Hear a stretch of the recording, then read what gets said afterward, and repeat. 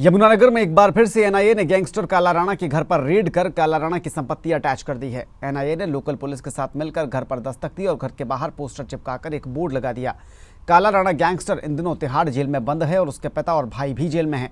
काला राणा की मां का कहना है कि वो घर उनके नाम पर है और साल 2007 में उन्होंने इस घर को खरीदा था, लेकिन एनआईए द्वारा प्रॉपर्टी अटैच करके राजनीति की जा रही है।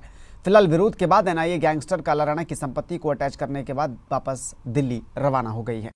एनआईए टीम ने पहले ही इसके रिगार्डिंग एफआईआर रजिस्टर्ड है जो एनआईए के पास ही है, तो उसके रिगार्डिंग ये जो प्रॉपर्टी है इसका प्रॉपर्टी का अटैच के लिए उस मुकदमे के साथ ये प्रॉपर्टी अटैच की है। उसके रिगार्डिंग ही ये जो उसका बोर्ड लगाने के लिए प्रॉपर्टी अटैच का बोर्ड लगाने के लिए आए थे। इन्होंने घर के अंदर कोई सर्च वगैरह ऐसा कुछ नहीं किया, केवल घर के बाहर ही इस प्रॉपर्टी अटैच का बोर्ड लगाया है ताकि इस प्रॉपर्टी का ये रहे कि कोई बेच ना सके और ये प्रॉपर्टी उस मुकदमे के साथ अटैच की है। उधर फरीदाबाद के 4 नंबर इलाके में आज एक सनसनीखेज मामला सामने आया है, जिसमें एक शख्स ने अपने ससुराल पहुंचकर खुदकुशी की कोशिश की है।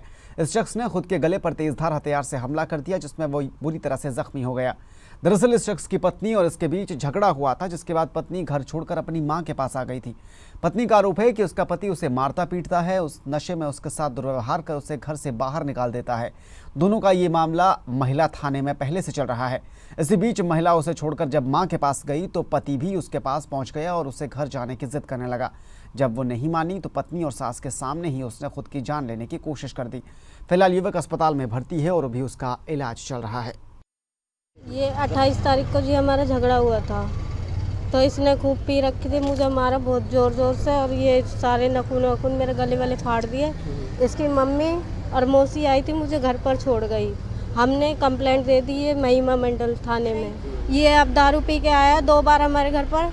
एक बार तो हमने 112 पे कॉल की थी तो ये चला गया था, तो ये दोबारा से ब्लेड लेकर पता नहीं कहाँ से आया। मेरे माँ बाप को कह रहा है या तो भेज दो या फिर मैं गला वाला काट के मर जाऊंगा, ऐसे कह रहा था। और ब्लेड मार मार के फिर जल्दी से मेरे घर वाले इधर लेकर आए हैं। खुद की गर्दन काट ली, तो गले के 2 तरफ नसें होती हैं जो दिमाग को जाती हैं, वो नसें दोनों कट गई हैं, तो उसकी वजह से काफ़ी ब्लीडिंग हुई और उसने ज़्यादा डीप मार लिया तो उसकी जो सांस की नली है वो भी कट गई है, तो उसमें फ्रैक्चर हो गया है, तो ये वजह से उसको रेफ़र करना पड़ा।